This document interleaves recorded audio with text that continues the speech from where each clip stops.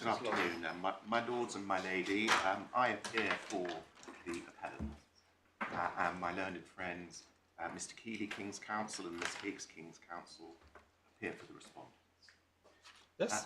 The appeal raises a short issue of construction of a very short clause, the applicable law and jurisdiction clause in the policies subject to the present claims, which the court will have at page 105 in tab 12 of the core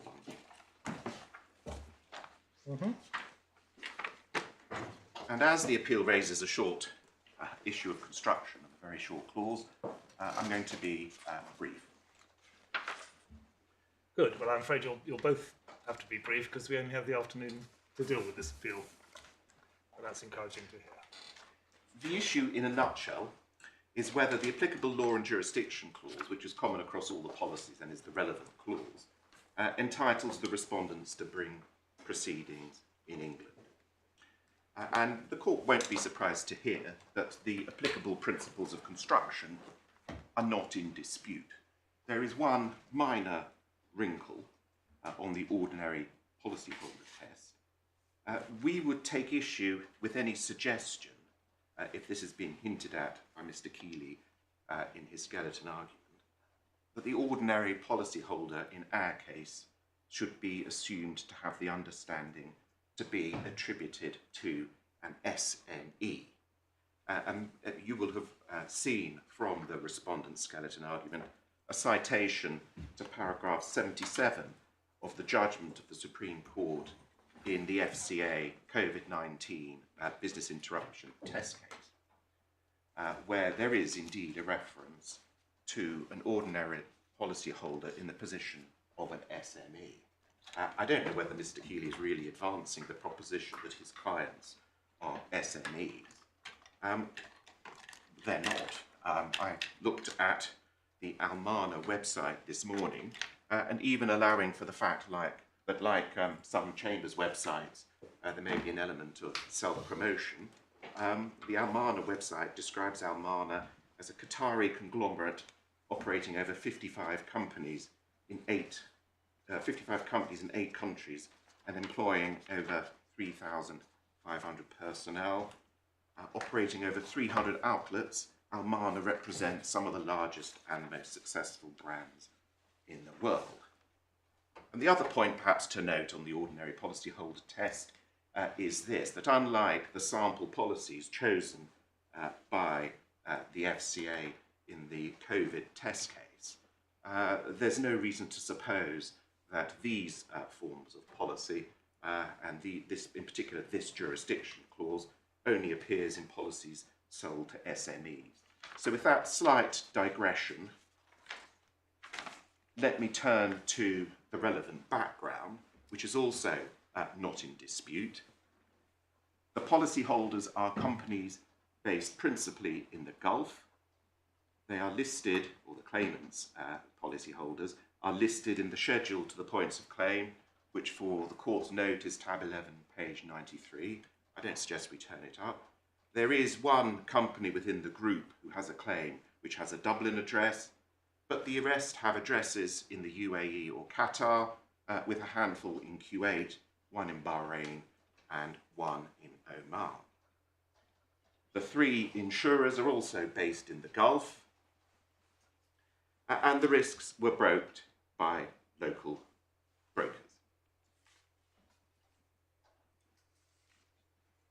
There are 2 sample policies. I think there were 16 or 15 in total, but there are 2 sample policies in the core bundle. For my purposes, it's only necessary to look at the first one at tab 12, and indeed to look at very little in the that sample policy, because, as I said, attention is really confined to the 3 sentences on page 105. But if you start at page 100, just to get the orientation, the court will see that this is described as a multi-risks policy, which is a policy which covers a series of risks, and not just property risks, which are the subject of section 1 of the policy.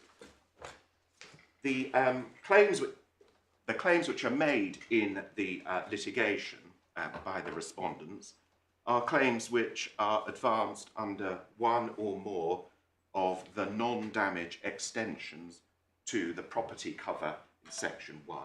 And if you're interested, I'm not suggesting this is necessary, but you will see at page 132 at clause 8 what I think is the clause upon which the respondents rely for the purposes of making their claims under the various policies.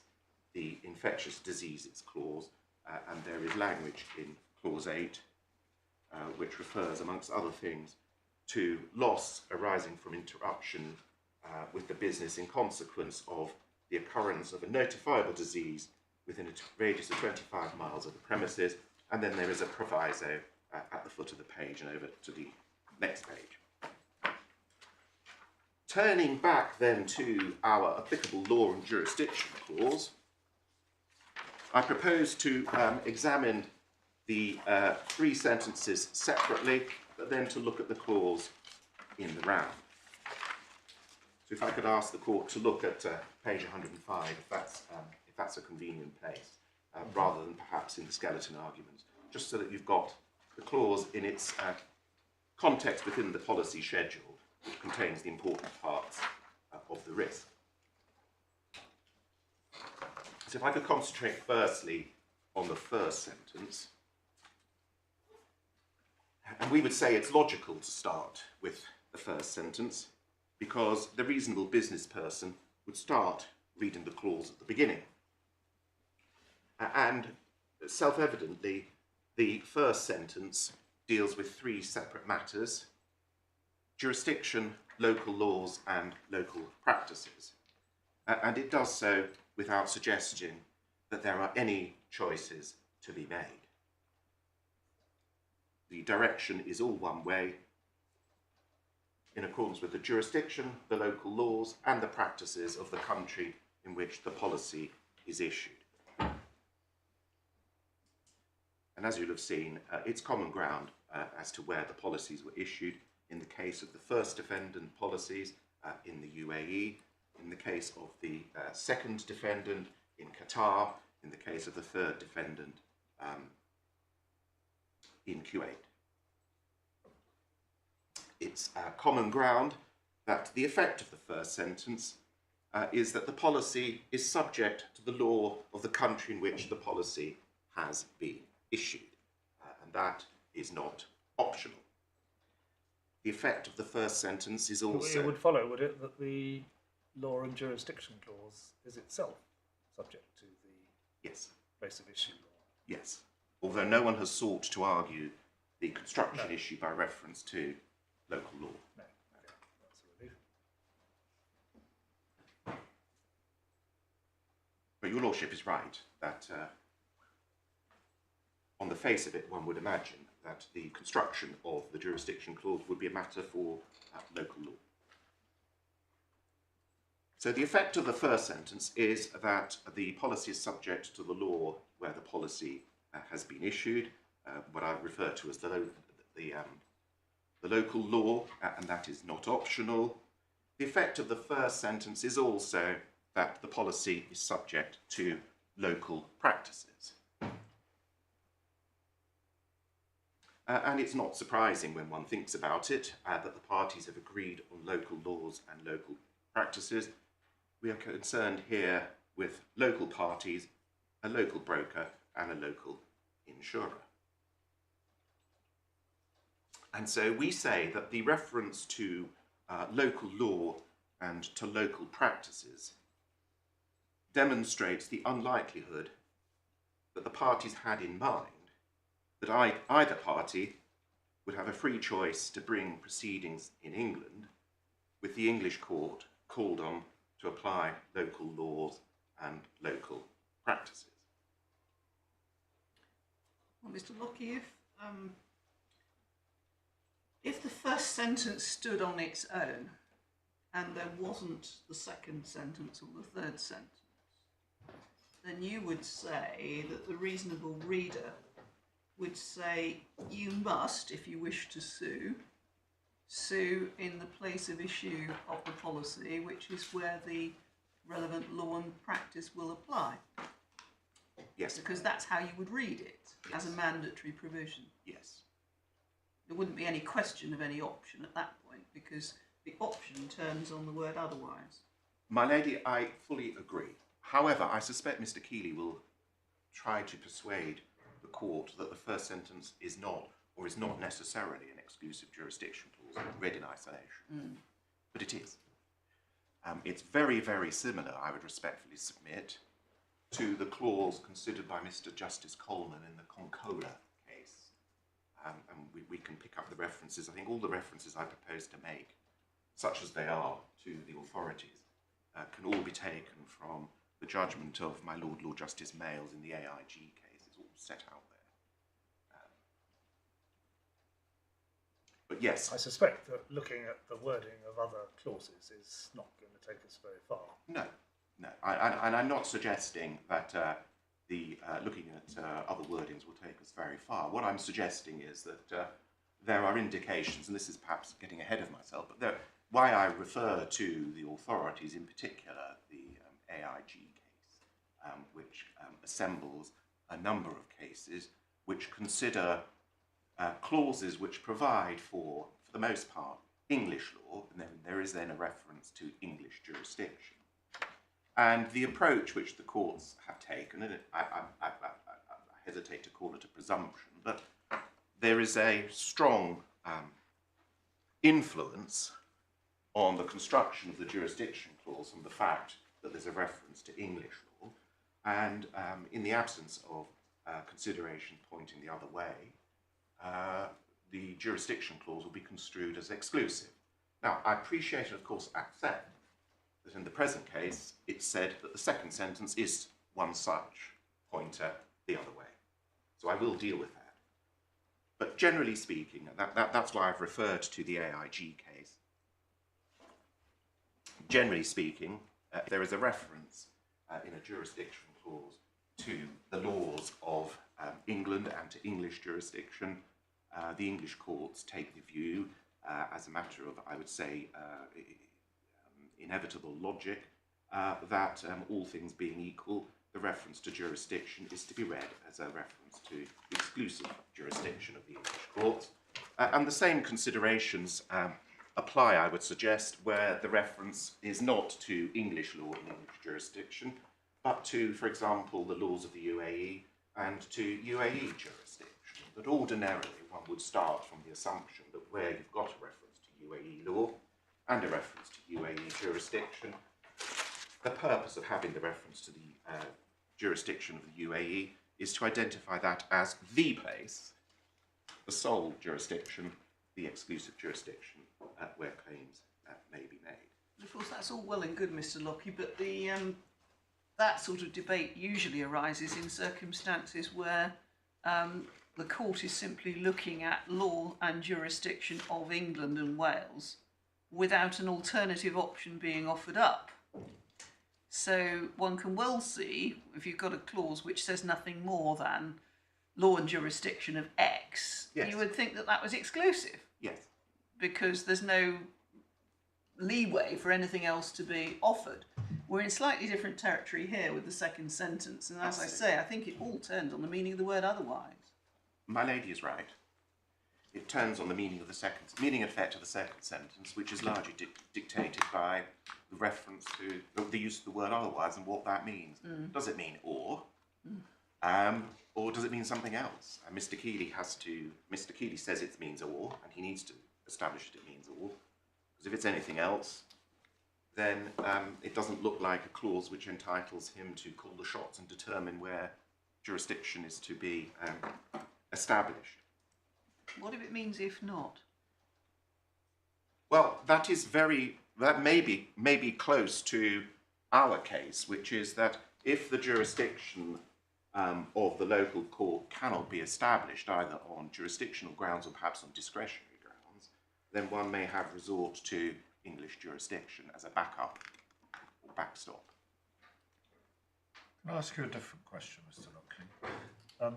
I understand what local jurisdiction and local laws means. What in your submission is the reference to local practices? What does that mean in practice?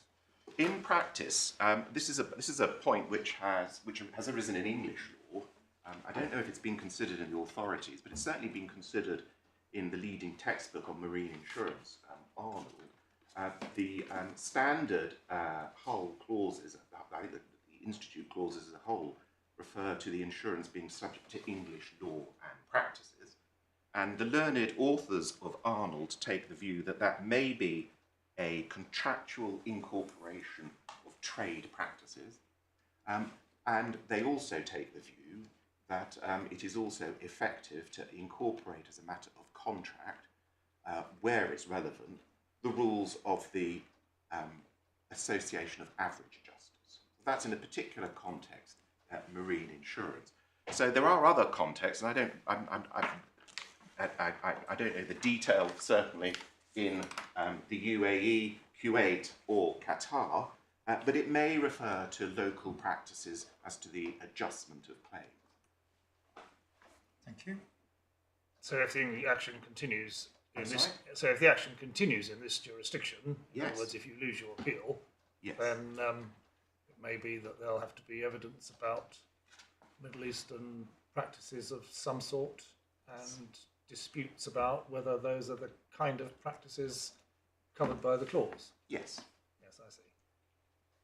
Yes, I mean, I don't want to go over the point I lodged on in front of Mrs. Justice Cockerill, which I don't appeal, which is the forum non-convenience point, but that's not the only areas of law which we will, if this case stays here, we shall also be looking at the effect of the various COVID regulations in all of the various jurisdictions where the Mana Group operated. Well, I wasn't really exploring it as a forum convenience No. point because I appreciate that's water decided, under the bridge. but simply whether that has any bearing, and it may not, on the construction of the clause. It is inevitably, I would suggest, a pointer in my favour. It reinforces the point we would respectfully submit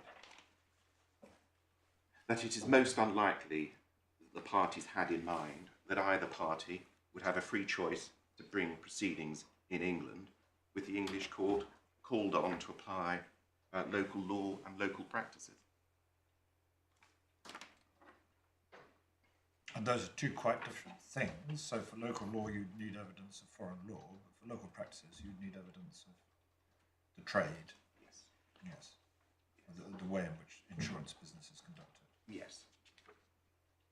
So you say what? That it indicates that the first sentence is the primary rule, Yes. because it is sensible to have any question about practices dealt with in the local court, Yes. and that the second sentence is a fallback. But if Yes. you can't sue in the local court, then you'll just have to live with evidence about foreign practices in the alternative English jurisdiction. Exactly. Yes, I see. But we would say that also applies in relation to local laws as much as local practices. My case would be the same even if it didn't refer to practices. But the way this is structured, it's very difficult to spell out of this clause an option on either party, and it has to be on either party. It's not said that it's an asymmetric jurisdiction clause. It has to, on Mr. Keeley's case, it's open to these insurers if they have a claim for outstanding premium, or if they've overpaid a claim, or if they want a declaration of non-liability, they can come to the English courts without any inhibition at all. Well, that said, of course, this court is very, very familiar with applying foreign law and, if necessary, foreign practices. Yes.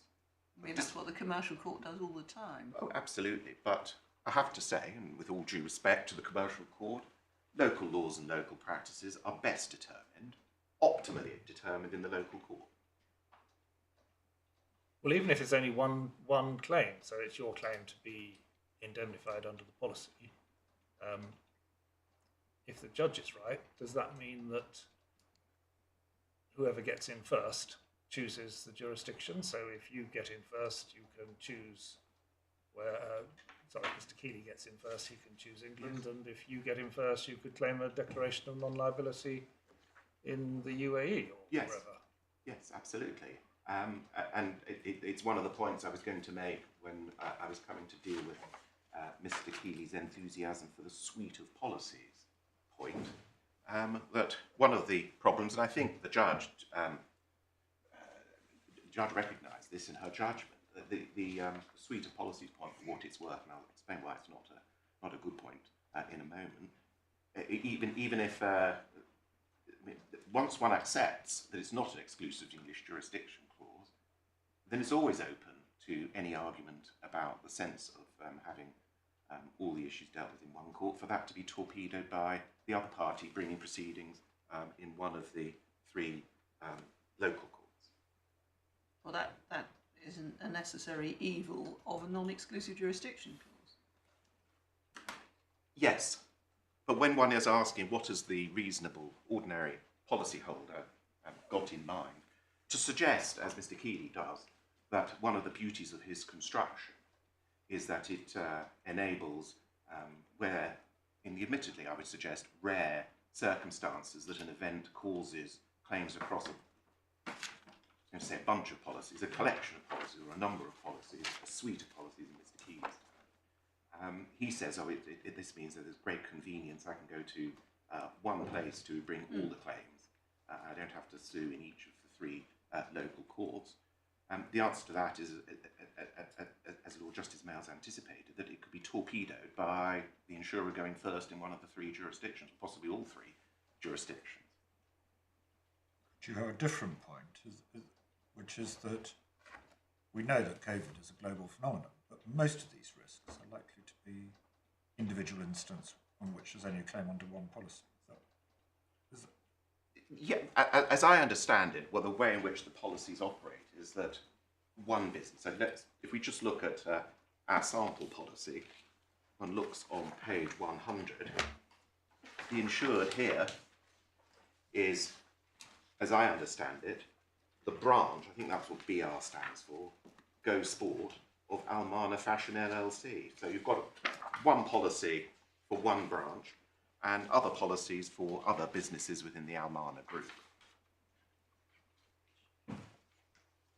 protecting other businesses within the group. But the fact that it's open to the insurer to torpedo the convenience and logical structure of everybody being able to go under one roof doesn't necessarily mean that that wasn't what the parties commercially intended as a vehicle for the insured, because you inject a dose of commercial reality into it, the likelihood is that it's going to be the insurer who sues, not the insurer who is sued, rather than the insurer rushing off for a declaration of non-liability. Well, I accept that that will ordinarily be the case, that it's the insured who brings the claim, but one shouldn't approach the construction exercise on the basis that it's only the insured who will ever bring a claim. No. As I said, policyholders don't pay premiums, they don't repay claims if they've been overpaid. There are declarations of non-liability.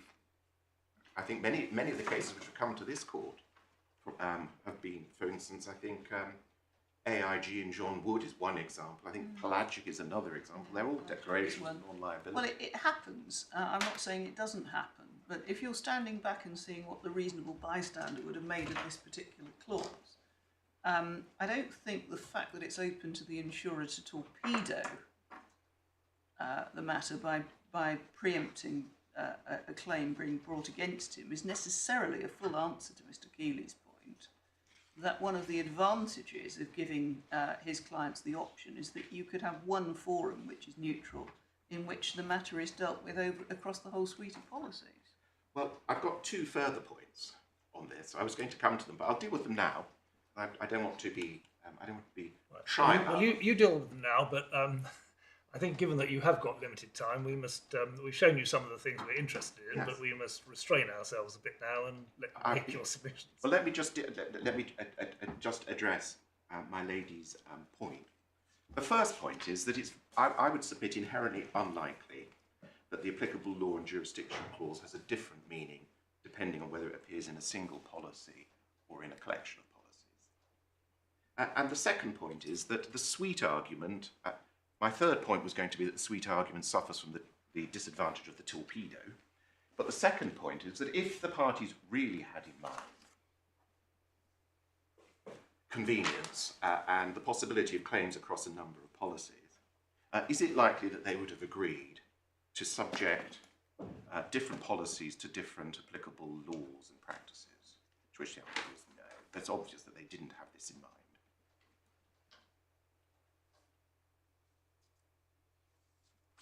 So the fact that the parties have ended up agreeing with 3 different applicable sets of laws and practices indicates in my submission that it's unlikely that the parties had in mind a single venue to cover claims across multiple policies. So just going back then to where we've got to on the first sentence,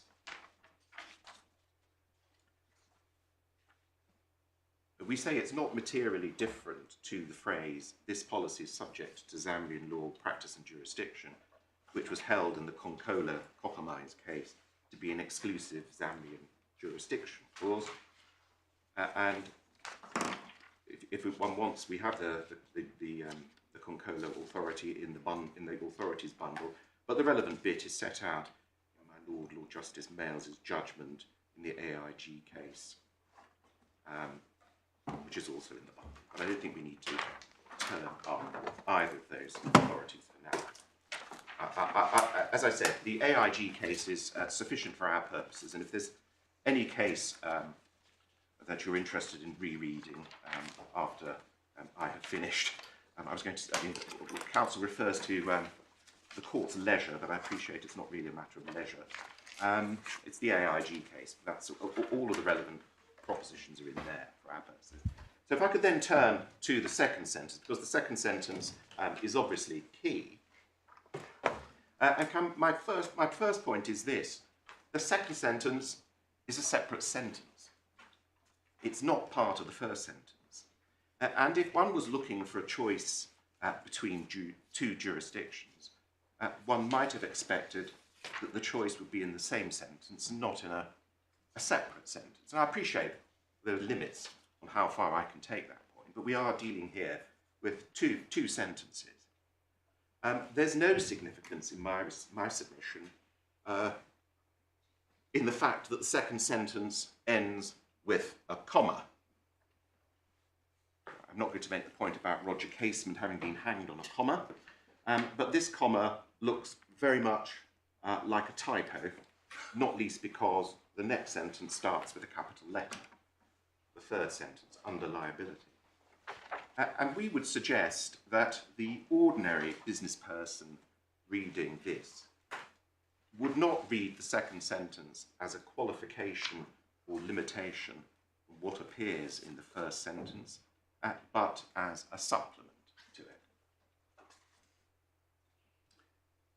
The next point I would make on the second sentence is that, as with the first sentence, the language of the second sentence is not suggestive of choice. It is contemplating something that is mandatory in certain circumstances. Otherwise, England and Wales UK jurisdiction shall be applied. That, I would respectfully suggest, is not the language of choice. And it suggests, I would submit, that the alternative jurisdiction, England, will apply for some external reason rather than by operation of one or other party's election. And so we say that reading the 2 sentences together, the second sentence is contemplating a situation where the agreement on the jurisdiction of the local court in the first sentence is not effective. And the second sentence is not providing an option to either party to ignore the local courts and to proceed, if they wish, in England.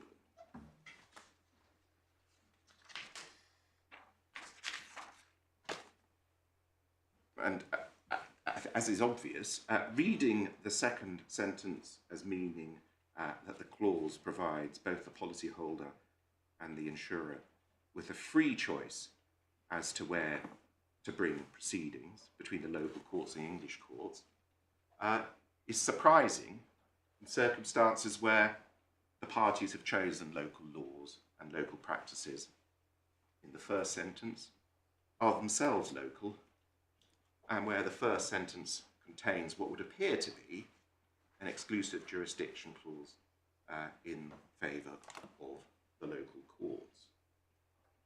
And so we submit that where local parties have agreed on local law and practices, it is more natural to read the second sentence as providing a backup jurisdiction in the event that the parties' agreement on the jurisdiction of the local courts is for some reason ineffective. Now, that's not to say that we are denying that England is a neutral venue. Of course, England is a neutral venue, and a neutral venue familiar with applying foreign laws. But that does not mean that the parties are to be taken to have agreed on giving the English courts an equal role to that of the local courts.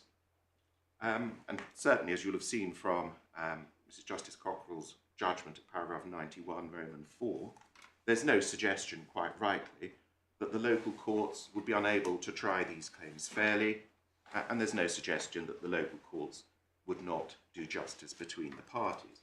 So saying that England and Wales provides a neutral venue supports both parties' case. For us, it identifies a neutral venue in the event that something has gone wrong with the parties' bargain for the jurisdiction of the local courts. And so in our respectful submission, the agreement on the jurisdiction of the local court in the first sentence will be ineffective if the local court lacks jurisdiction under its own rules, or has declined or would decline jurisdiction in relation to the subject matter of the dispute, in which case the parties are agreed that the courts of England will have jurisdiction. So there isn't then a free-for-all. There's a practical impediment, for example, it's war-torn and just wouldn't be able to get before the courts. Yes. Yes, I'm not saying that it has to be a technical jurisdiction difficulty. It has to be where the jurisdiction of the local court is in some way ineffective.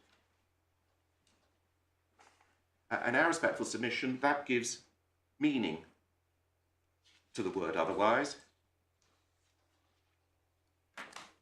In context, the word otherwise is inapt, we would suggest, to support the view that the parties to have a free choice between local jurisdiction and English jurisdiction.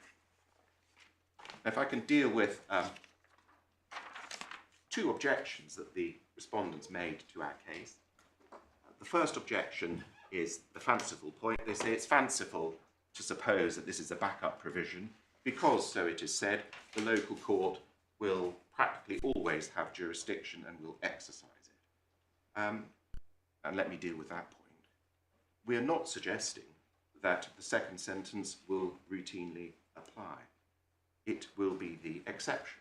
We appreciate that. But there's no reason to think that it would never happen, or that there is no point to be served in providing for a backup to deal with a situation in which the local court is unable or unwilling to accept jurisdiction, and reasonable business people may include a provision which is there for an emergency. The applicable law and jurisdiction clause is not drafted by reference to any particular law. It appears to be a clause. I'm not suggesting it's a standard clause, but it's not a bespoke clause for this particular policy, plainly, because it's designed to be used where it's used in a context which suggests that the draft person is contemplating that it may be the policies may be issued in one of a number of jurisdictions. How do we know that it's not bespoke for the suite of policies? It may be bespoke. I don't know. I can't say that there's any evidence that it's not bespoke to this suite of policies. One doesn't usually have evidence of whether a policy is common form or has been specially drafted, because that goes to the drafting process. Yes. But what I can say is that it's certainly contemplating use across a number of policies.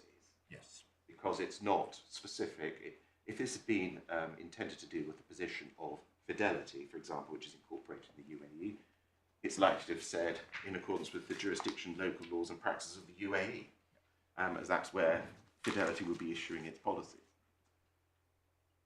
But on the evidence, and I know we're not getting into the evidence, certainly not as part of my case, we have not said that the local courts in the 3 relevant Gulf countries would invariably accept jurisdiction over any disputes under the policies.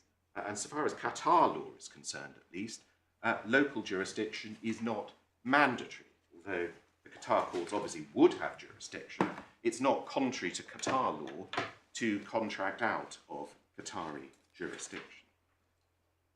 So it's there for a purpose, which is to deal with the potentially exceptional situation in which the local court's jurisdiction cannot be founded. And we gave a couple of examples to Mrs. Justice Cockerill, and I'll give your lordships and my lady a couple of examples. And they are hypothetical. They're not examples which arise in the present case, because it's common ground in the present case that the local courts would accept jurisdiction over these disputes for obvious reasons. But the first possibility is where the local court does not accept that it is the court of the place where the local policy has been issued. So there's a dispute about that. The second possibility where the second sentence may be engaged in our case is where the local court will not exercise personal jurisdiction. For example, if the policyholder is not a local company, but a company incorporated in another jurisdiction, and the insurer wishes to bring a claim for unpaid premium, that may be a situation in which the local court would not exercise personal jurisdiction because the defendant is not a local person or business. The third example is where the local court declines jurisdiction, for example, on the basis that, along the lines of forum conveniens, where the claim is made in circumstances where the claim has no connection with the place where the policy was issued, or concerns property in another jurisdiction, in circumstances where the local court considers that that other jurisdiction ought to assume jurisdiction over the insurance claim. And finally, another possibility is where a claim is brought in a court other than the local court, for example, the court of the place of residence of the policyholder, which may be different from the court of the place where the policy is issued. In those circumstances, the court in question might disregard the agreement in the first sentence, which confers jurisdiction on the court where the policy was issued. In those circumstances, in our respectful submission, it would be open to the insurer to say that the claim should be brought in England.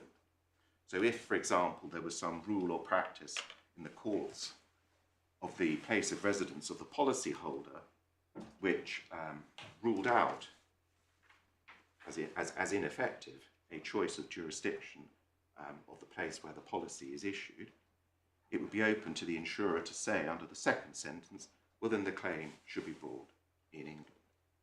Now, I appreciate that we are dealing here with hypotheticals which may be remote, but that does not mean that the second sentence is otiose on our construction, still less that it should be read as providing the parties with a free choice as to whether to sue in the local courts or in England.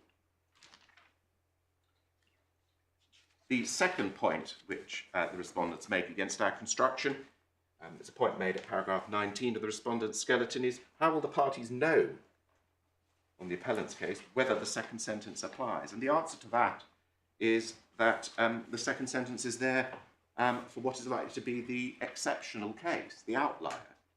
Routinely, the local court of the place where the policy was issued will be a perfectly satisfactory place and will have jurisdiction and will assume jurisdiction, and there will be no issue. And in almost all cases, the policyholder would be able to bring his or her claim in the courts of the place where the policy was issued. And the concerns about uncertainty are more apparent, we would respectfully suggest, than real. Can I then turn to... So I'm not sure that answers the point you're trying to answer. You say It's well, it won't happen very often, but the question is, how will you know when you are within the exceptional case? Well, when you try.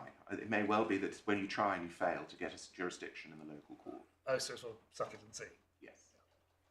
Or you have local advice to the effect that the local court won't accept jurisdiction. But I appreciate it's not going to be entirely straightforward.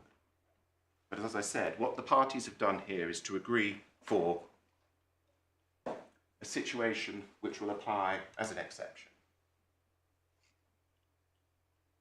Routinely, there will be no issue.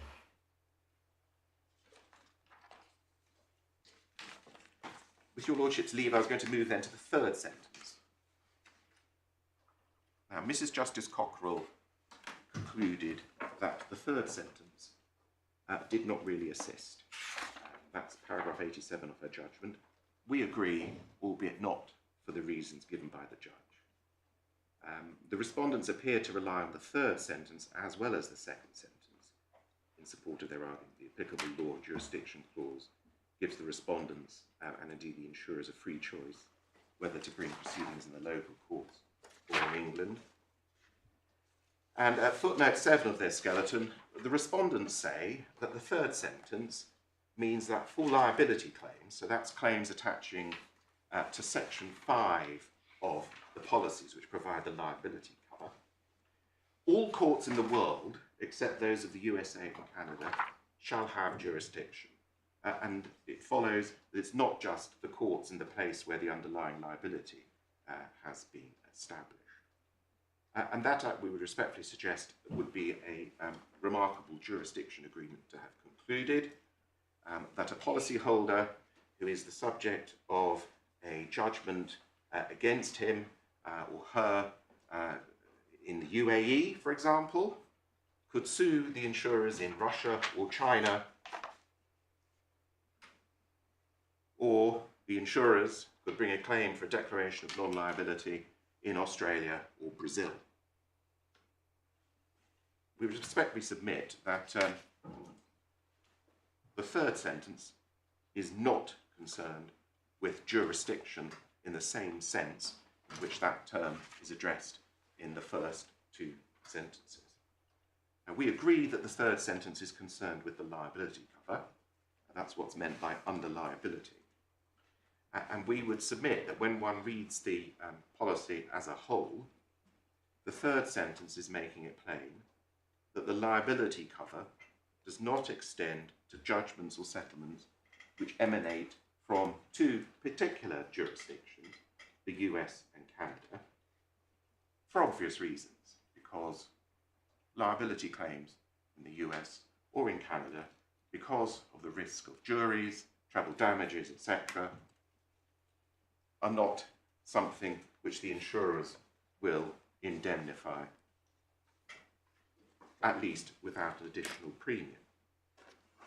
And this is supported, we respectfully submit, by the operative clause for section 5, the liability cover, which in our sample policy is on page 154 in tab 12.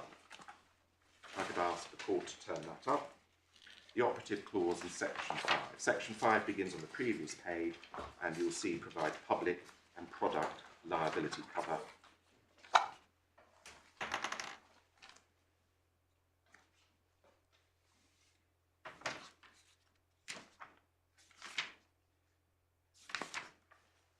And you'll see that the indemnity is against liability to pay damages in accordance with the law of any country, but not in respect of any judgment, award, payment or settlement made within countries which operate under the laws of the USA or Canada, or to any order made anywhere in the world to enforce such judgment, award, payment or settlement, either in whole or in part, unless the assured has requested that there shall be no such limitation and has accepted the terms offered by underwriters in granting such cover, which offer and acceptance must be signified by specific endorsement to the policy.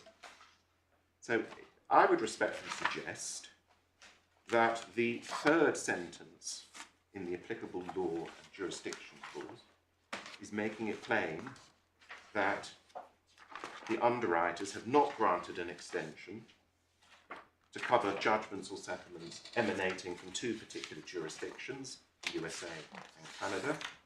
And admittedly, that means that the draftsperson of this clause is using jurisdiction, in my case, in a different sense to that which is being used in the first sentence and the second sentence. And that's not ideal, but I think I accept it for Mrs. Justice Cockerill. It's not a perfect clause. It's not a model of drafting, at least from the perspective of English lawyers. Although, of course, we are dealing here with policies issued by local insurers to local brokers. One perhaps shouldn't be too, hypercritical of the drafting. But it's much more satisfactory to conclude that this was an inappropriate use of the concept of jurisdiction in the third sentence than to hold that the parties objectively contemplated that for liability claims there was worldwide jurisdiction barring the US and Canada.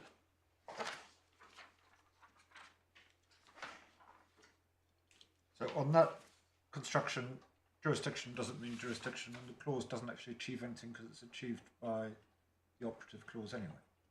The third sentence is belt and braces. Not unusual for an insurance policy. Why is it under the heading applicable law and jurisdiction? It's muddled thought.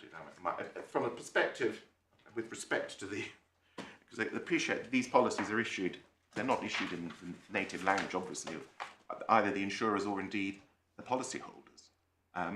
But it's inappropriate to refer to that as jurisdiction. It's an inappropriate use of jurisdiction, although one can see that they are talking about a different type of jurisdiction. They're talking about the US and Canada jurisdictions. But what one can't say is that the third sentence is an indication that the parties were contemplating as regards liability claims. And we're not concerned here with liability claims, which is why Mrs. Justice Cockerill was probably right to say that the third sentence doesn't cast much light on the first and the second anyway. But it can't mean, in our respectful submission, the third sentence can't mean that the parties have a free choice of all the jurisdictions in the world to bring a claim for indemnification under Section 5, other than the US and Canada. Might it be intended to say if you're sued somewhere, then you can bring a claim on the policy in that jurisdiction? Possibly, although that's not what it says. It's not what it says in terms, but No. that would make sense. Excluding USA and Canada. An exclusion in those terms would make sense. The question, well, not an exclusion, a clause in those terms would make sense. The question is, what does this sentence mean? And it's a stretch in our respectful submission to say that the jurisdiction will be extended to worldwide means to any place in which the third party claim is being advanced. And that's why I said I suggest the better reading is likely to be that it is directed at a different jurisdictional concept, which is that settlements or judgments in a particular jurisdiction are not covered. But either way, even if you accept the way in which my Lord Justice Nugee would suggest it's capable of being read, even if one accepts that, it doesn't cast any light on what the effect is outside Section 5 of the first two sentences. So I've dealt with the suite of policies point. Can I deal with, in case it's thought helpful, Mr. Keeley? You seem to have quite a lot of pages left. Oh no, please don't worry about that. All right. It's in very big print, and it's also got my submissions if we get into the local law, which I think it's common ground. Bear in mind we must leave sufficient time for Mr. Keeley. Yes, and I want to keep a little bit for my reply, so I will finish I will finish by 5-2. Very good. I wanted to deal with Mr. Keeley's restaurant example, in case it's thought that this is a neat example, because unfortunately it isn't, and it may in fact hurt Mr. Keeley rather than assist him. If my lord and my ladies could have, my lady and my lords could have page 40, paragraph 11, Mr. Keeley's skeleton.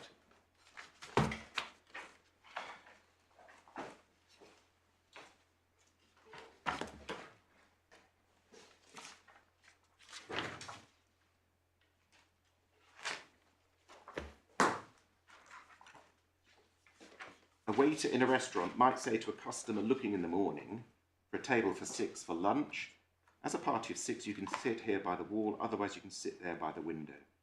That customer is offered a simple alternative, either here or if not here, there. Well, if that's being suggested that our clause is similar, that we would respectfully disagree.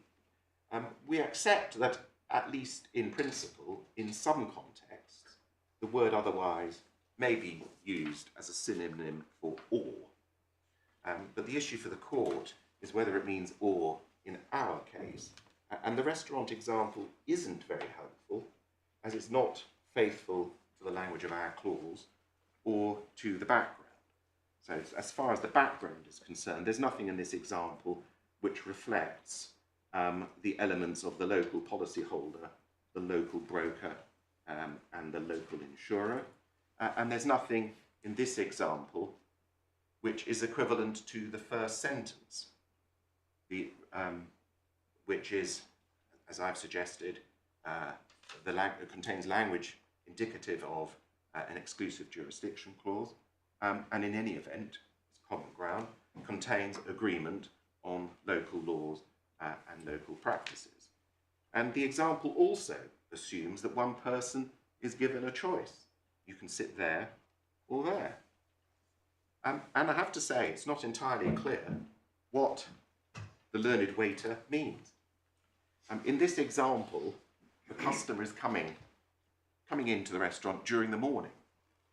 The waiter may be saying, if the table by the wall is free when you come in at lunchtime with your party of 6, the table by the wall is free, you can have that table. Otherwise, if it's not free, you can have the one by the window. The waiter is not saying, I'll keep both tables free for you, and you can make your choice when you get here. So in our respectful submission, the example is a long way from being helpful and may possibly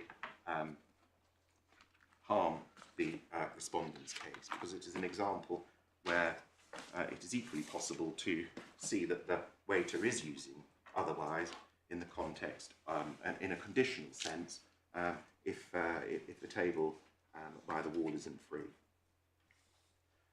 Finally, I'm not going to address the respondent's notice. Perhaps I can deal with that if we need to when you've heard Mr. Keeley. Yes. I mean, I've only got 2 or 3 points on the respondent's notice. Ground 2 in our notice of appeal, you will have seen, it's essentially a counsel of despair. If you can't work out what this clause means, then Mr. Keeley must lose. I've addressed what we say it means, and our primary case is that is in fact a coherent way of reading the clause. But if Well, it means one thing or the other, Mr. Lockyer. It doesn't mean nothing. It's got to mean something. well, it may be that the court, and I appreciate that it's only in the rare case that the court throws up its hands in despair, so I can't really work out what they were talking about. But what I will say that supports ground 2 is that the claimant's case, which prevailed for Mr. Justice Cockerill, was one of 4 of the respondents' iterations of their case, because they've said at various times that the applicable law and jurisdiction clause is an exclusive jurisdiction clause, it's a non-exclusive jurisdiction clause, it's the case that's advanced in the respondent's notice, it applies, but only if the local jurisdiction is not mandatory as a matter of local law. And then the 4th version was something to do with arbitration, which was in the skeleton below, but was sufficiently tricky that it didn't manage to make inclusion in the respondent's notice. But the fact that you've got 4... Well, these are the kind of forensic points that counsel likes to make, but we've just got to decide what it means, really. Well, that in our respectful submission is that's our primary case, that it is possible to arrive at a meaningful, workable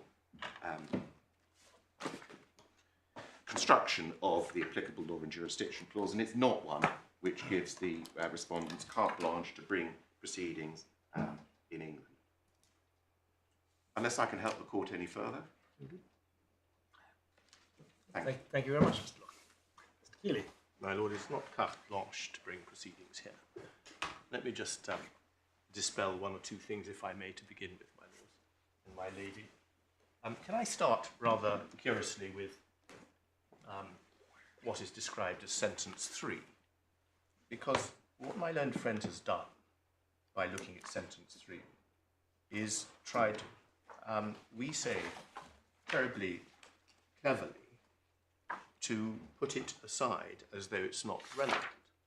But sentence 3 is actually rather relevant. Sentence 3, to remind my lady and my lords, is at page 105 of the policy.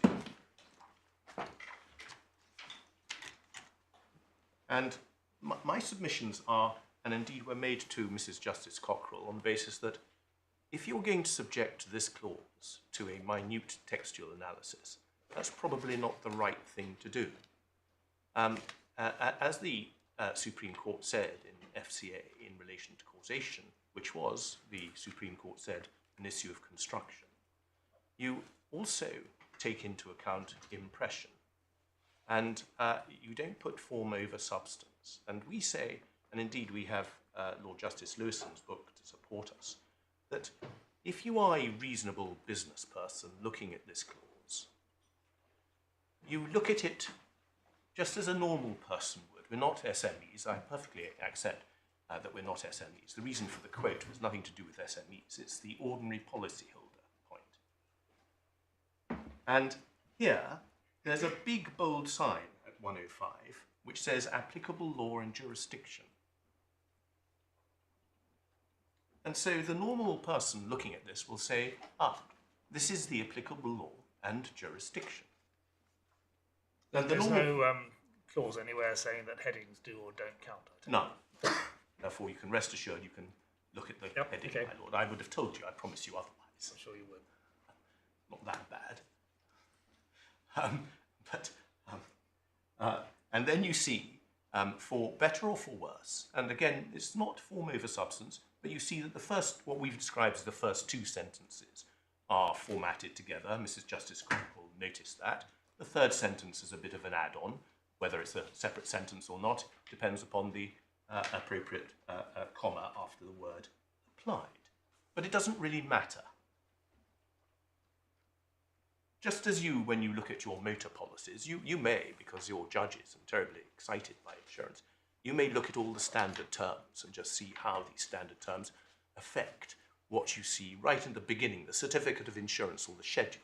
And you, no doubt, before you go on holiday, you look at your travel policies, you probably spend about half an hour at the airport looking at your travel policies to see what they may say later on.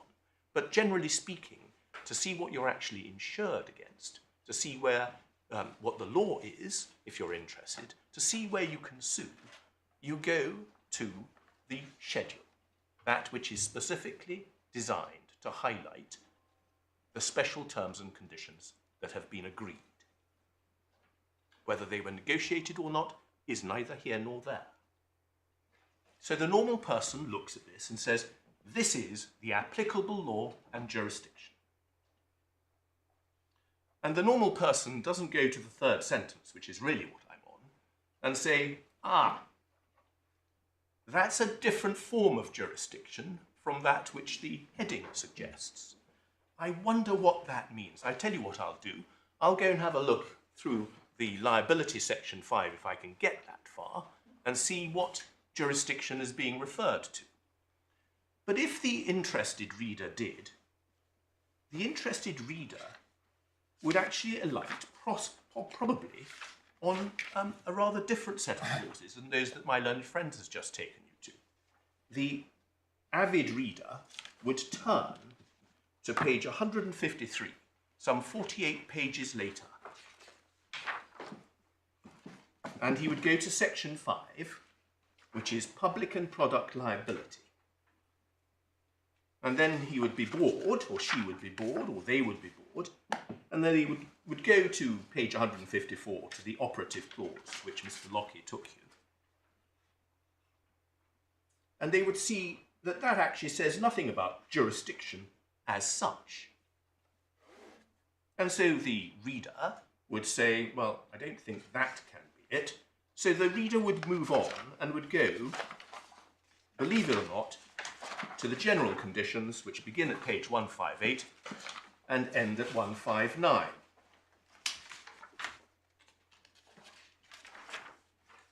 And the reader would read clauses 13.6 and 13.7.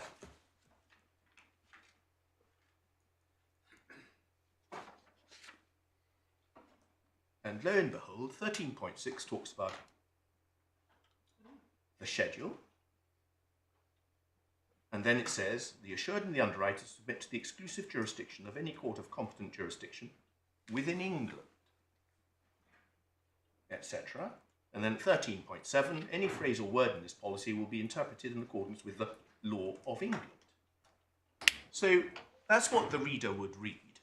And the reader would raise their eyebrows and say, gosh, I'm not sure that's what the schedule said. I better go back to the schedule. And they will go back, or she'll go back to page 105.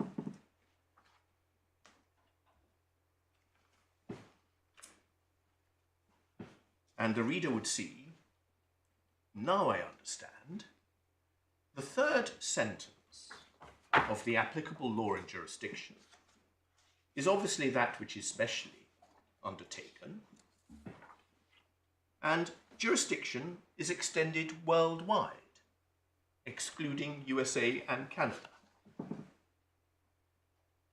It's not just England within 13.6, it is worldwide.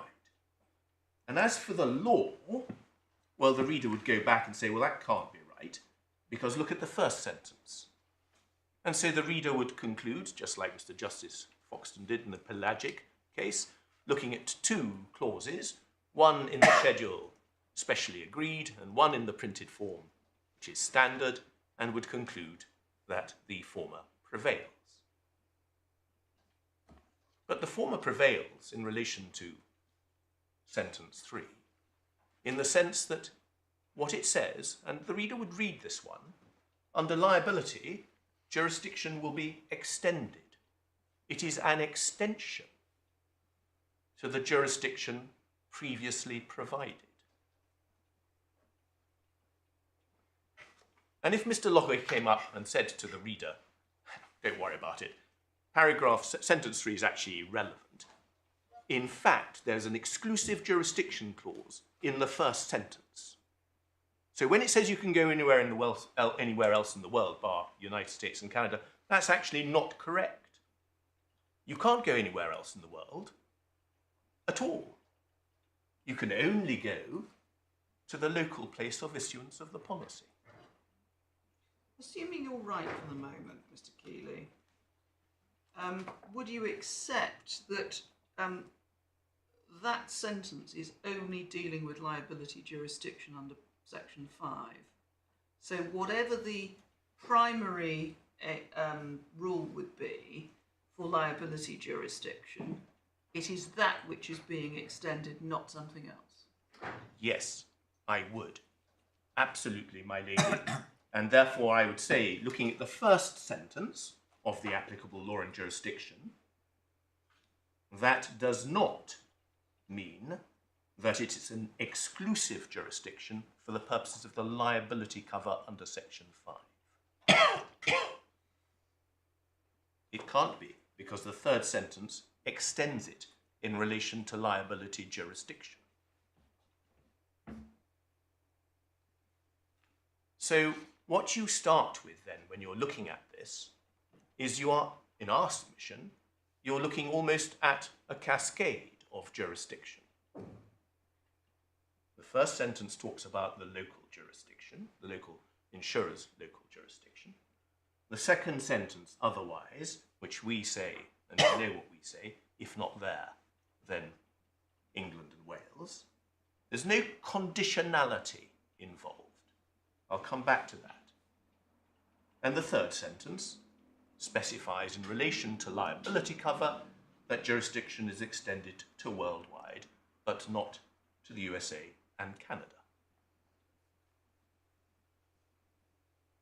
And the reason why these insurers do not like the third sentence and have therefore put this slightly, with the greatest respect, artificial spin on the word jurisdiction is because it quite clearly qualifies the first sentence.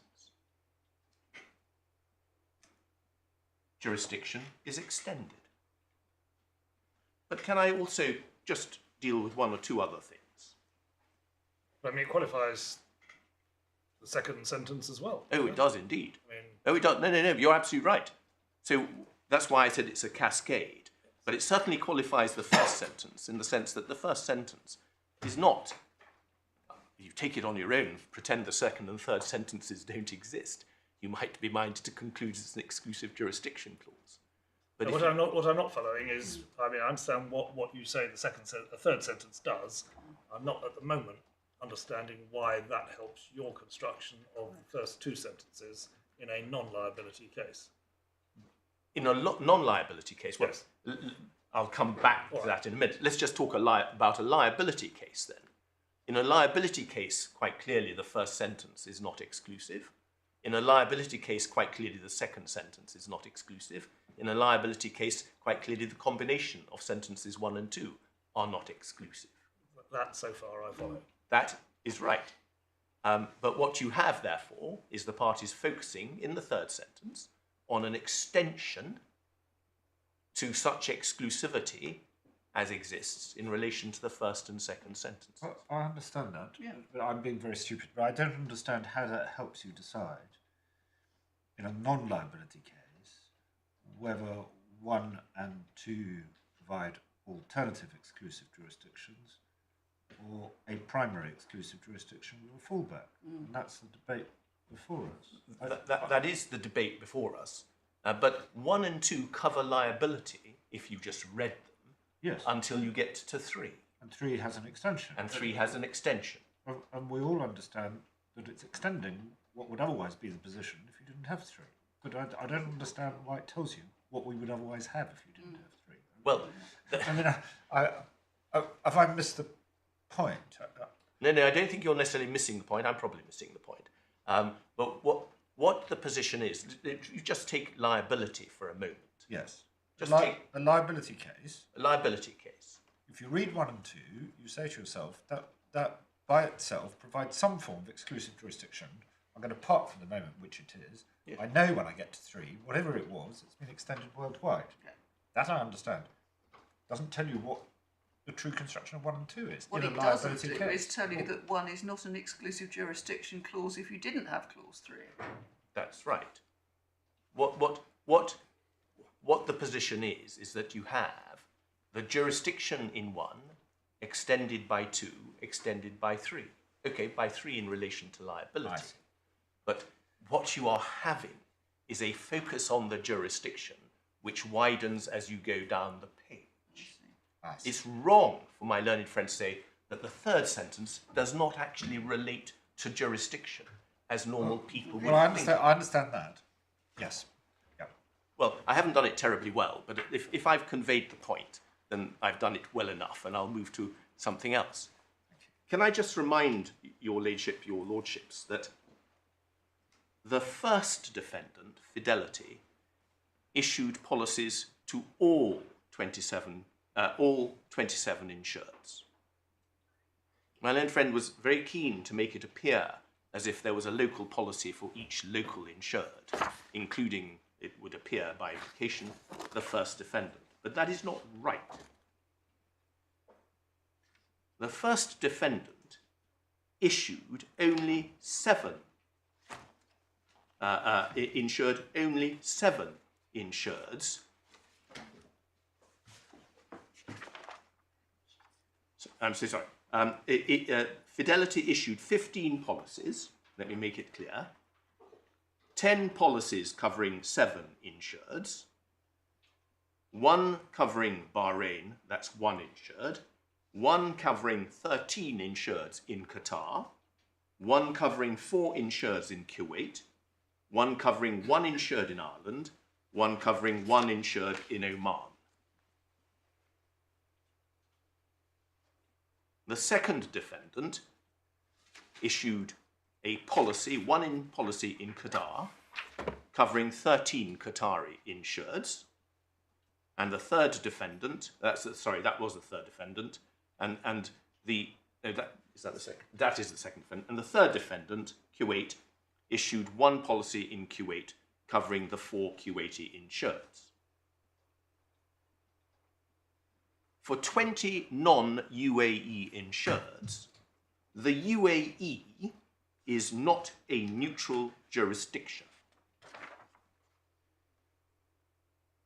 And indeed, those in Oman, Ireland, and Bahrain, the UAE, Qatar and Kuwait, they are not neutral jurisdictions. So that's one thing you have to bear in mind. The second thing that you have to bear in mind is that, yes, this was a suite of policies. The defendants don't like that, but that's exactly how it is put in the evidence. And that's how Mrs. Justice Cockerill described these policies. And for what it is worth, the defendant's solicitor said that all the policies were issued alongside each other. That is in the supplementary bundle, or the supplemental bundle, divider 2, at page 15, at paragraph 9, for your reference. The third thing you should bear in mind, which has already been touched upon, there is no evidence that the clause in question, the provision in question, is not a bespoke provision for these insurance policies. There's no evidence that this is a standard form jurisdiction clause, applicable law and jurisdiction clause, issued by the first defendant. And I say issued by the first defendant advisedly, because it is the defendant's evidence that there was a form of fronting arrangement between, on the one hand, the first defendant, and on the other hand, the second and third defendants, whose only involvement by issuing policies was to transfer the risk, was to take the risk because of local law, but transfer it so that all the ultimate risk in all the policies is borne by the first defendant. So the de facto defendant really is Fidelity. Correct, my lady. Next, the defendant's own evidence. Supplemental bundle, tab 1, page 10, paragraph 25.2a. There are no circumstances, I quote, in which the UAE court would not accept jurisdiction over disputes under the UAE policy.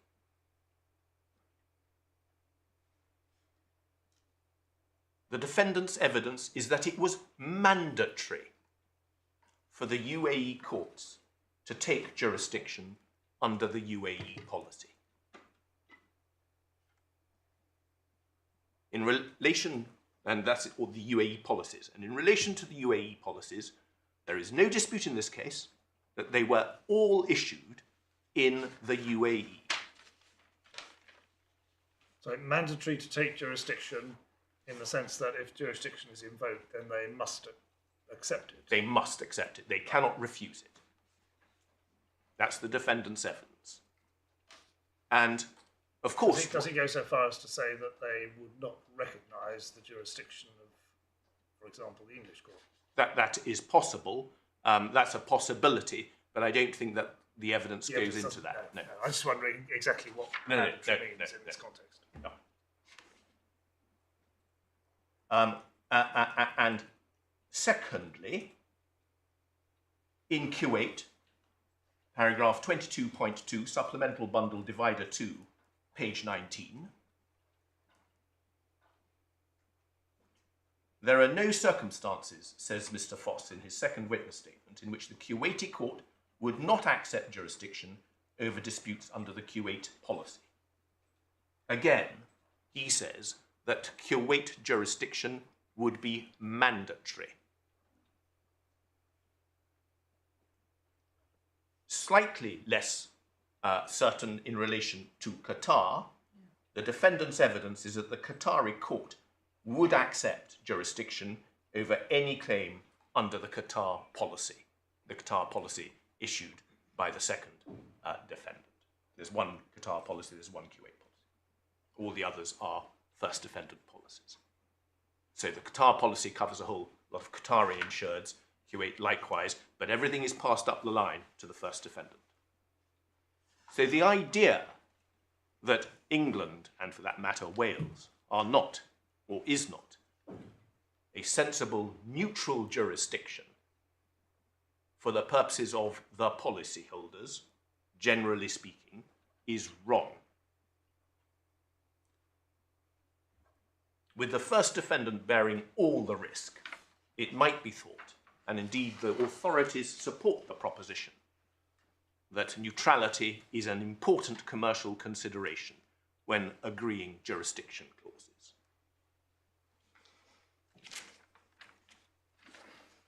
Now, crept into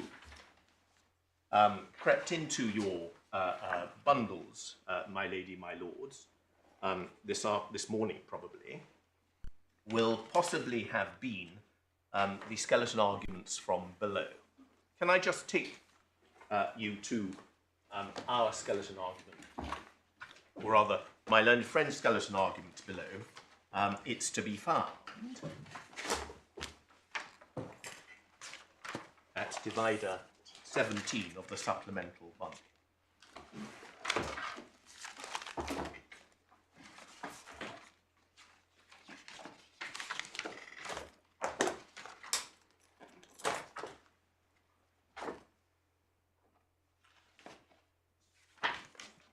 And if I could just take you to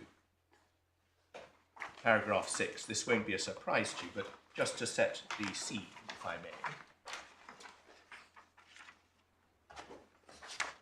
Paragraph 6. While it is true that there is also a fallback provision, and it's set out, it is just that, a fallback in the event that for whatever reason the local courts either have declined or would, if asked, decline jurisdiction. And then if my lady, my lords could turn to paragraph 41.2.4 at page 16 of that particular document.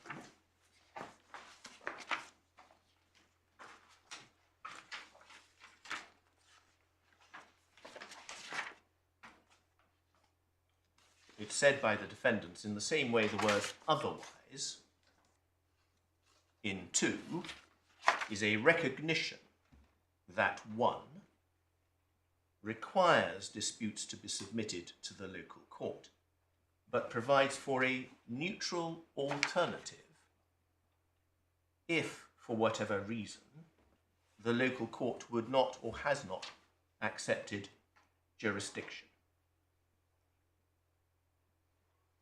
And if you could keep your finger there, or fingers there, and go to our skeleton in the next divider at paragraph 27.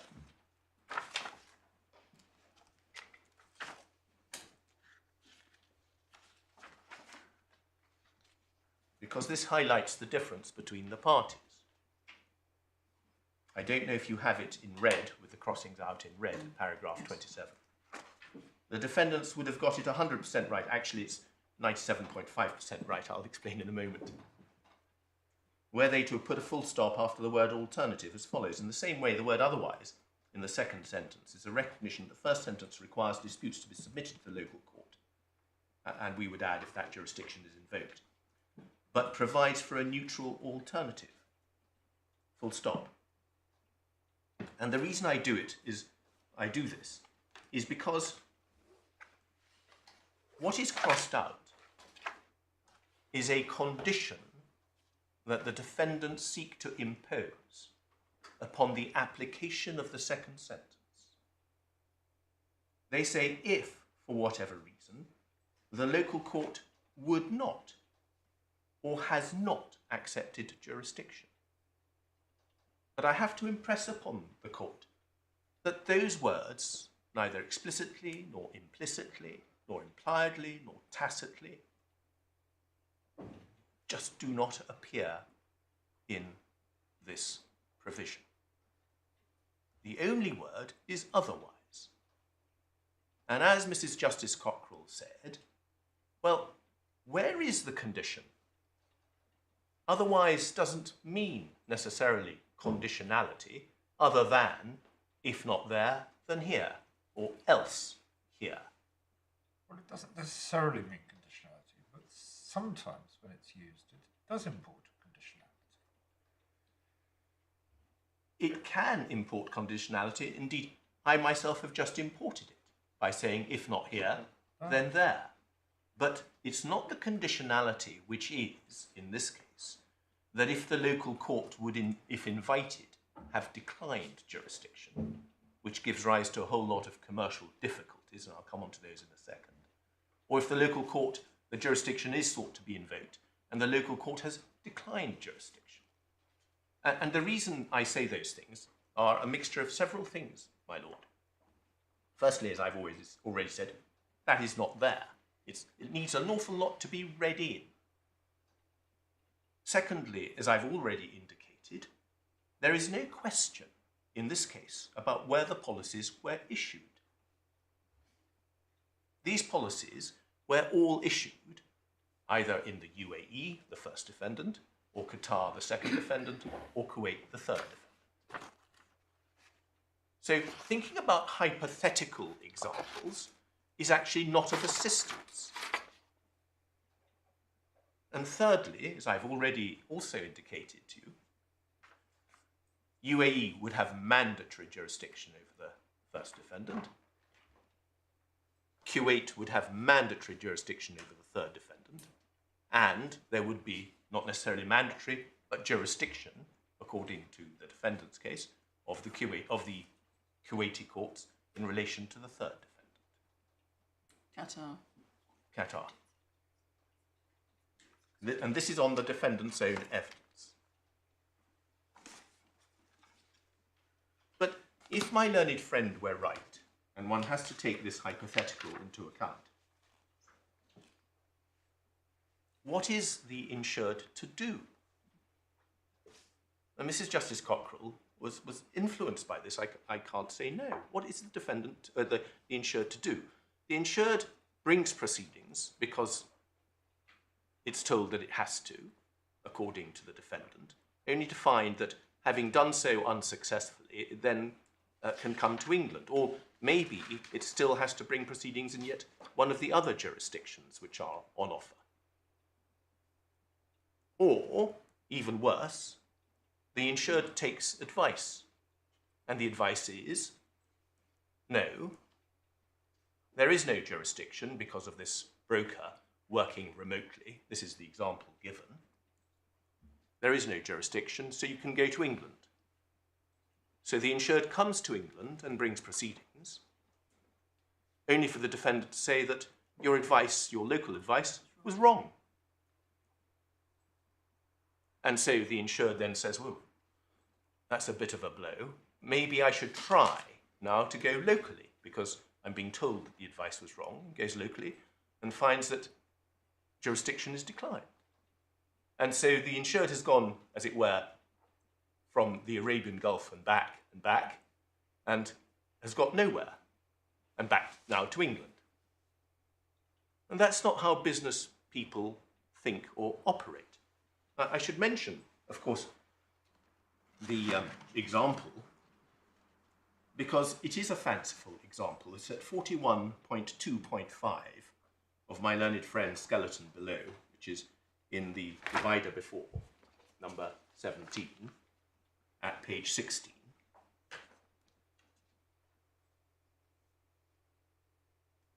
My learned friend says, at 41.2.5, the risk that the local court might reject or not accept jurisdiction is not fanciful, although it's not a risk that either has materialised or would materialise in the present case. To take just one simple example, there may well be a dispute over and or different answers applying the law of the forum when it comes to the question of where a particular policy was issued. That is particularly so in circumstances where it could have been placed by a broker acting remotely but physically based in jurisdiction A, or on behalf of an insured in jurisdiction B, with an insurer in jurisdiction C. It's perfectly possible that in such a case the courts in jurisdictions A, B and C might all decline jurisdiction on the basis that none says they were the jurisdiction where the policy was issued. In such a case, sentence 2 gives the fallback of litigating in England. So you trog round 3 different courts to get the answer no before you finally end up in England, by which time the limitation period might have expired. That is entirely possible, but what is as remarkable is that that's not the case here. No. There's no dispute. There never was a dispute. It's not as if this is a standard clause. There's no evidence this is a standard clause in some printed form.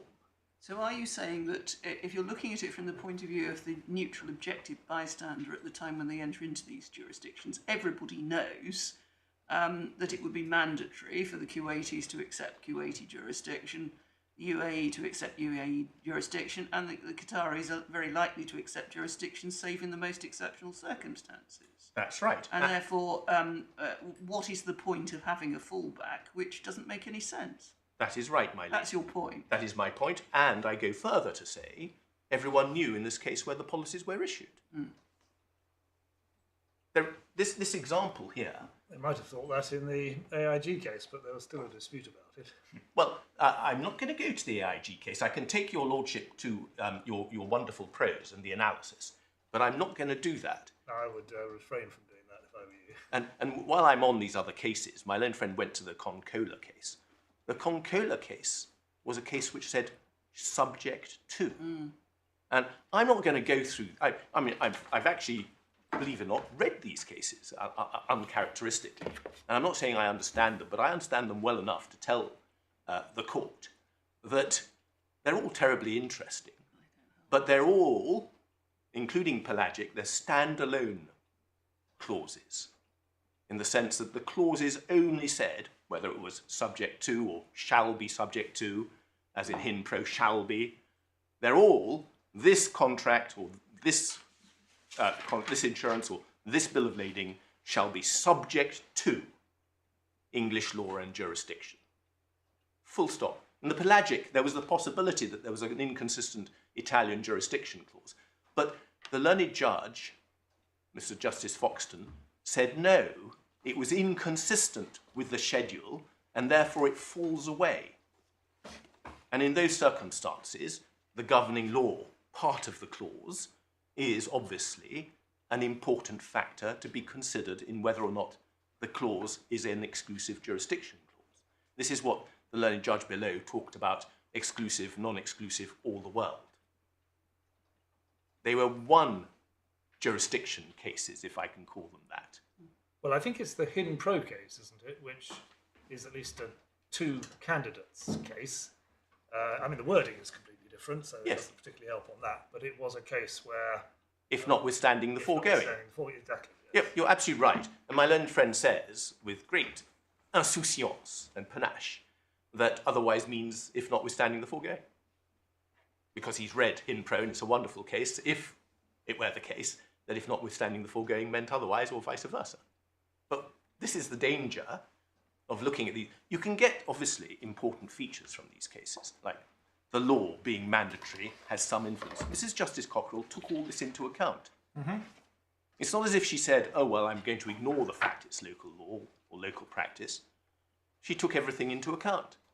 And what she concluded, dare I say it, she's a perfectly reasonable person in my estimation, as reasonable as any reasonable business person, I would imagine, in all her business dealings.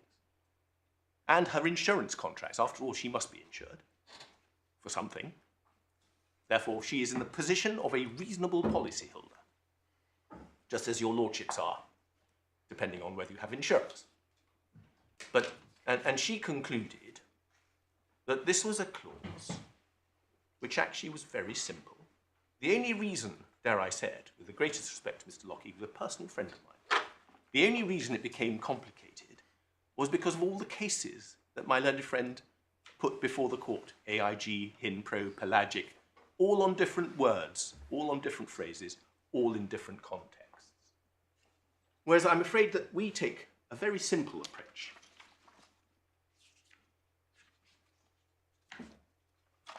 We don't accept that in accordance with is the same as subject to, and necessarily imperative and mandatory. It means in conformity with. But it doesn't say shall be subject to or subject to. the second thing we say is that if you want mandatory, you actually go to the second sentence, which says, otherwise England and Wales, UK jurisdiction, shall be applied.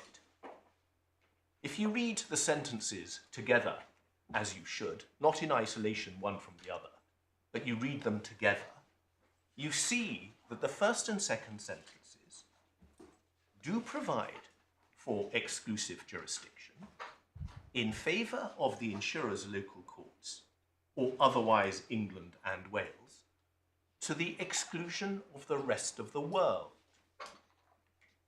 It is a mandatory clause, subject to, and that's where I come to my Lord Justice Nugee, that is subject to sentence 3, which extends. So I ask you, again, rather rhetorically and therefore uselessly, to think of yourselves in the position of a reasonable policyholder looking at this, and he or she or they will say, well, I'm not going to look too closely at the punctuation. I'm just going to ask myself, what does this convey? I'm being reasonable. Well, it conveys jurisdiction, local laws and practices of the country, but otherwise, in other words, if not there, England and Wales. The reason why you don't have the word all, by the way, is because the first sentence is a compendium, jurisdiction, law, practices. The second sentence is purely jurisdiction. It's not saying otherwise English law or otherwise English practices. It's carving out the jurisdictional component of the first sentence. Now, I took your lordship and your ladyship to the hypothetical example in my learned friend's skeleton argument. That, I think, was probably the best hypothesis he could come up with. And dare I say it, it's not the most persuasive. Because the alternative, of course, is that these courts, at the time of issuance of these policies about which there is and never has been a dispute in terms of whereabouts or location, these policies were always going to be, or the jurisdictions were always going to be amenable to hearing disputes under these policies. And therefore, on my learned friend's case, sentence 2 was, as Mrs. Justice Cockerill suggested, 100% redundant. The conditionality was something that was never, ever going to be satisfied. And it's no good my learned friend saying, oh, well, in an emergency.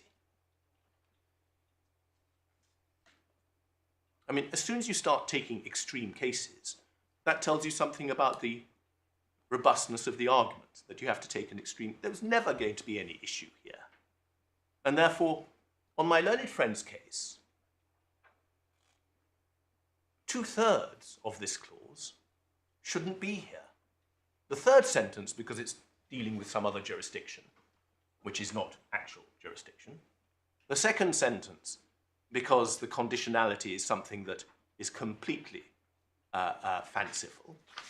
And therefore you're left with the first sentence, which of course delights my learned friend, because what he's done is he's taken the first sentence, and he's quite right, of course you've got to start somewhere, but what he then does is say the first sentence, look at it on its own, but it's not on its own, look at it on its own, that's an exclusive jurisdiction clause. Having established that, now let's look at the second sentence, see how that fits in. And then, having done that, let's look at the third sentence, which doesn't fit in at all. But that is not, at least, not the way I was taught. You've got to have a holistic approach to the construction. So you can't start with sentence 1 and say, well, that produces a mandatory conclusion, therefore you've got to look for a derogation from that mandatory conclusion or a fallback from it. That is exactly right. That's your point. That's right. And we don't in any way shy away from the fact that you have to look at the factors. Law is a factor to be taken into account, but you can't just say because the law is mandatory, therefore the jurisdiction is mandatory. Because, as the learned judge says, well, that's not the clause. It's not a self-standing, isolated clause. The word otherwise comes immediately after it, after the first sentence. And that's why impression is so important, as Lord Justice Lewison would say. I know the restaurant example my friend teases me about, but it's actually not a bad example, because All one is saying is how people, normal, ordinary people, might actually talk, speak, write, and mean. That's all. Otherwise does not mean if, for whatever reason, the local court does not accept jurisdiction, or if invited, would not accept jurisdiction, England and Wales comes in. It just doesn't work. Now, the learned judge below made it complicated, but that's not a criticism. She had to, because she was confronted with all these recherché arguments, when actually the simple answer for the simple person is simple.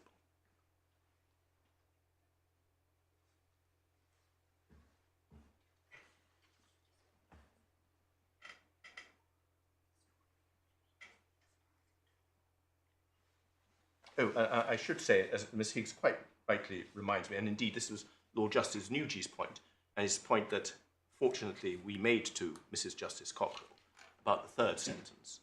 The reason for the third sentence extension is exactly as my Lord proposed, was likely to be the reason, one has to infer. If one sells a product and one sells it and it injures someone in, say, Egypt, because it's taken to Egypt and someone becomes injured in Egypt, there is likely to be an action in Egypt against the product manufacturer or seller for a dangerous product. If you are an insured and you're being confronted with a liability, we all know the problems, because we're all, to a greater or lesser extent, insurance lawyers. The best and safest thing to do is to bring proceedings against your insurer in the same proceedings, so that the insurer is bound by the result, in fact may even defend you if you're lucky. The last thing you need in the world is to defend proceedings unsuccessfully. Ask your insurer to indemnify you, and the insurer say, if only you'd taken this extra defence, if only you had argued it differently, if only the judge had followed Egyptian law. Because Egyptian law is not that which the judge actually expressed. If you look at the Cour de Cassation, you'll see that he should have done this. And therefore your liability is not actually a legal liability as recognised. It's not what we insured you against. But you don't get that extra layer of comfort if the person that you happen to have injured with your product lives in New York State and he brings the proceedings there. You don't. And that's what these insurers did not want to have anywhere near them. That's absolutely right. So they knew what they were dealing with. They weren't stupid, these insurers. I would never suggest that they were, but they weren't stupid. They weren't going to expose their balance sheet to the vagaries of, say, a Harris County, Texas jury.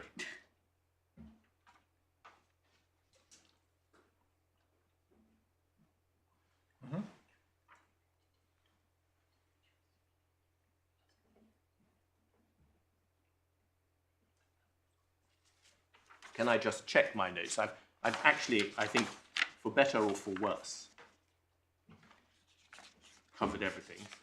Yes, I won't take your lordship, my lady, to the cases on neutral venue being significant or desirable. Yeah, I think I've done it. Now, in relation to our notice, our cross notice, that, I have to tell you, is almost as bad, but not as bad as my learned friend's argument. What it says is, if the local court jurisdiction is not mandatory, then you may come to England. I'll tell you why it's bad. It's because I have just introduced a condition. But if you're minded to import a condition of any description which simply isn't there, in other words, a condition to the, different from the condition that my Lord Justice Nugee was referring, a condition precedent to the application of the second sentence, as opposed to if you don't go here, you go here. That's mandatory. That's not a condition as such. It is simply the exercise of an option.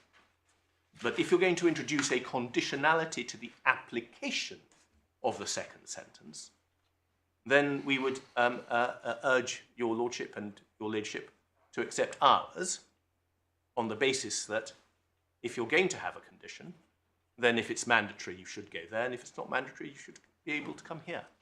But the reason why it's as bad can be, if I dare say so, is because you're introducing a conditionality which doesn't exist. For the purpose of your point, I take the point that it's introducing a condition, and that's contrary to what you're saying in response to the appeal. But in what sense are you using the word mandatory? Is it the same sense as before, that Yes. they would accept if asked? No, and it's different. mandatory It's for them different. to accept it. In other words, you cannot derogate from it. So here it's a different sense from that which you were telling me about before. No, not quite. Oh. Not quite. All right, It's, that's why if- I need some help. If it's not, in other words, the evidence from the defendants is that the UAE courts cannot decline jurisdiction over a UAE corporation such as the first defendant. Similarly, in Kuwait, a Kuwaiti court cannot decline jurisdiction. Yes, It's mandatory in that sense. yes. And therefore, if it's not mandatory in that sense, you can go elsewhere.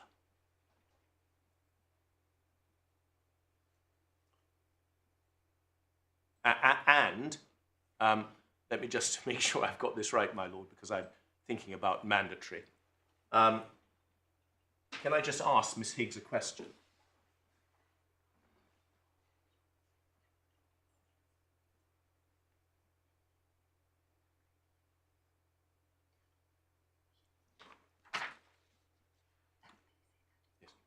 Yes. Before you answer, give her answer to the question, I thought you were saying that it is mandatory in the sense that the UAE and Kuwait courts cannot decline, Correct. and therefore, how does this argument, if correct, help you? That's the defendant's evidence, my lord.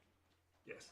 That's the defendant's evidence. It's on their own case that Yes. the local courts cannot decline jurisdiction, but must take it, and will not accept a clause which gives anywhere else jurisdiction. Oh, I see. So there's a dispute about that which would have to be resolved. Yeah. Yes. Sorry. You don't accept the defendant's evidence on that point. No, we You've don't. got evidence to the contrary. We have evidence to the contrary. Yeah. Yeah. But but there it is. Yes, we have evidence to the contrary, my lord. But my own friend. If one last that thing. is what it means, does that mean it has to be remitted for that conflict of evidence to be resolved on Yes. on the witness Yes. statements? Yes. Yes, that's absolutely right. Yes, I know. You raise your eyebrows. Don't And worry. that You was won't be all- dealing with it. I will.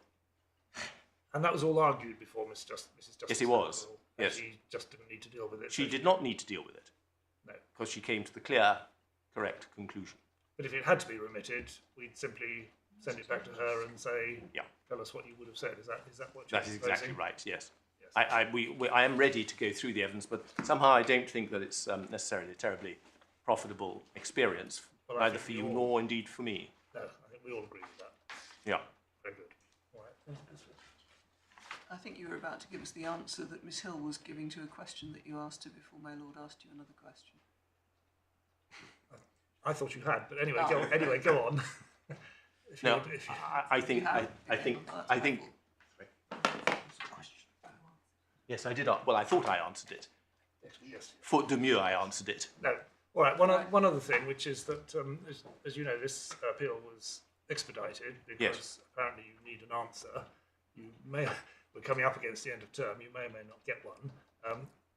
Can you be more specific about what your practical deadline is than the letter, which simply said before January? Yes. Does that mean the 1st of January is when the shutter comes down? By the end of January. End of January. Yes, Ah, I'm told. Is that right? Yes. Yeah. We're up against a limitation time period in the local courts. right. Okay. Well, I think you'll get your answer before the end of January. Well, we live in hope, my lord. Yes. No, thanks. No. Thank you very much indeed, Mr. Keeley. Yes, Mr. Lockie. A couple of points, if I may. Just on, if I follow the same order as Mr. Keeley, on sentence 3, Mr. Keeley referred to the general conditions in section 5 of the policy. Just to make it plain, I don't think there's any doubt about this, but it's certainly common ground between the parties. You saw a jurisdiction clause on page 159 of the policy. That's in the general conditions for section 5 only. They're specific general conditions for section 5. They're not general conditions for the whole Yes, policy. I think I saw at least one eyebrow raised that we haven't referred perhaps earlier to those clauses, but those clauses do not apply to section 1.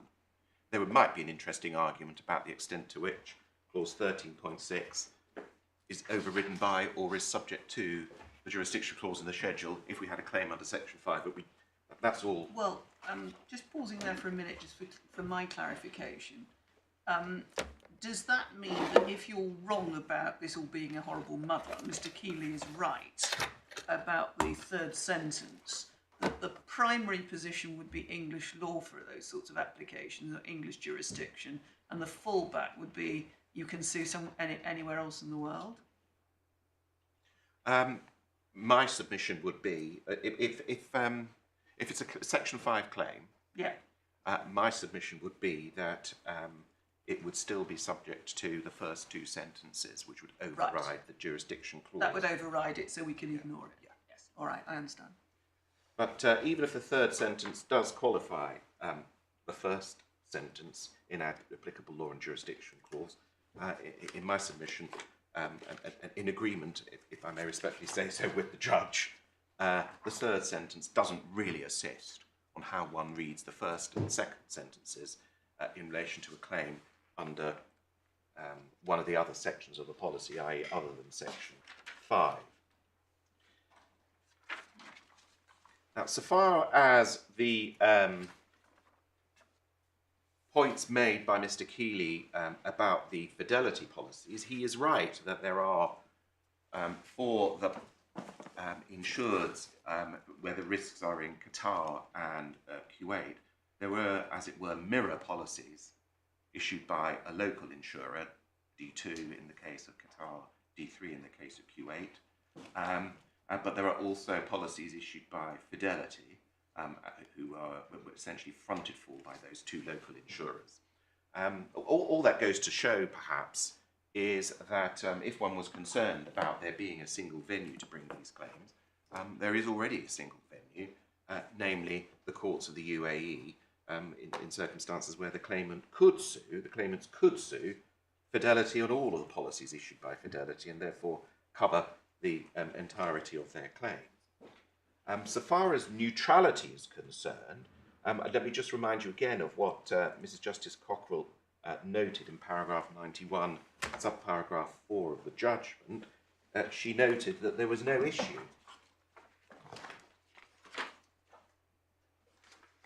Rightly, she said, neither side has suggested the claimants would not be able to obtain a fair trial in the UAE, Kuwait or Qatar. And again, rightly, neither side has suggested that those local courts would not be equipped to handle these claims in an efficient, cost-effective and timely manner. So Mr. Keeley's interest in neutrality, and obviously I accept England is a neutral venue, it seems to us to put the point too high in the order of points on what these 2 sentences mean. So far as his reference to our evidence is concerned, firstly, as I think he was drawn to accept, there's an issue about our evidence on the claimant's own evidence, and he's trying to turn the point against us on our evidence in circumstances where his evidence doesn't accept it. But in any event, be that as it may, even if you accept our evidence, as obviously one should, the second sentence, as I've said, is there as a precaution. The fact that the local courts would not decline jurisdiction in relation to the claims which these claimants bring under these policies against these insurers reflects no more than the fact that these defendant insurers are nationals in the courts of the places where the policies are issued. It doesn't follow from that there are no circumstances in which the local court would decline jurisdiction in other circumstances, as for example where the UAE Fidelity, UAE insurer, brought a claim for the repayment of a claim which had been overpaid, or for the non-payment of premium, against a non-UAE national. And in those circumstances, there is no evidence that the UAE court will be bound to accept jurisdiction. And therefore, it is wrong, in our respectful submission, to use our evidence as a basis for rubbishing the suggestion that the second sentence is there as a precaution to deal with a situation where the local court declines jurisdiction or doesn't have jurisdiction. And dealing finally with the uncertainty point, before I turn to the respondent's notice, even if there is an element of uncertainty about when the second sentence applies, it's a much less significant consideration, we would respectfully submit, than rewriting the clause to create an element of choice conferred on both parties to bring proceedings in England. And that is an overreaction, we would respectfully submit, to any element of uncertainty as to the circumstances in which the second sentence, which, as I've said, is there as an exception, would apply. On the respondent's notice, well, given the enthusiasm with which it was addressed by Mr. Keeley, I'm going to be brief. Our principal answer to the respondent's notice is that it's impossible to read the second sentence as saying that the parties have an option to bring proceedings in England if the courts at the place where the policy is issued would take jurisdiction, but that jurisdiction is not mandatory under local law, and mandatory in the sense that you can't contract out of it. In the same way, I think there are mandatory provisions in the employment protection legislation in England, which mean that the court will not enforce an arbitration agreement or a jurisdiction agreement which would take certain employment claims out of the jurisdiction of the employment tribunal. That seems to be a different use of the word mandatory. Yes. I understood Mr. Keeley's use of the word mandatory to be the court has no choice whether to decline jurisdiction, so it can't accede to a forum non-convenience argument. But the way you've just used it is that the parties can't write a different jurisdiction into their contract, which is a different point. But that was the point with respect that Mr. Keeley makes through his respondent's notice. He says that he may not be the way he put it this afternoon, but that is actually what he says in his respondent's notice and in his skeleton, that the second sentence allows you to bring claims in England unless it would be contrary to local law to contract out of local jurisdiction. He says our evidence doesn't go as far as to show that. So he has to persuade you that that is the correct construction, in which case there'd have to be a remission to see whether the evidence reaches the appropriate standard. But we say you don't get there because there is one asks rhetorically, why would the parties have agreed that either of them should have the option of bringing proceedings in England under a locally issued policy governed by local law, where the local court has jurisdiction and would accept jurisdiction, simply because under local law it's not contrary to local law to have a non-exclusive jurisdiction. It just stretches credulity. Of course, the effect of Mr. Keeley's argument is that he's right on the basis upon which he succeeded before Mr. Justice Cockerill, is that even if the local law has the same view of its jurisdiction as the English court has in relation to certain employee rights, nonetheless the parties are able to and have agreed that they have a free rein to bring a claim in England. think that's all I need to say, and I thank your lordships and my lady for your patience. Well, thank you both very much. We will reserve our judgments. As I said, we'll do our utmost to make sure that you get them by the end of January, and at the moment I don't foresee any difficulty in that. The usual procedure will apply. You'll get them in draft. You will either agree an order in the light of them or make short submissions in writing, which we will deal with without a hearing. The hand down will be remote, so there'll be no hearing and no attendance. I'm sure you're all well aware of the embargo and Counsel General for Wales, but I mention it to reinforce its importance so that there's no possibility of future misunderstanding. Can I just say that we haven't joined in the expedition application, but we have no opposition to it. No. I'm not sure we would agree that there's a January date.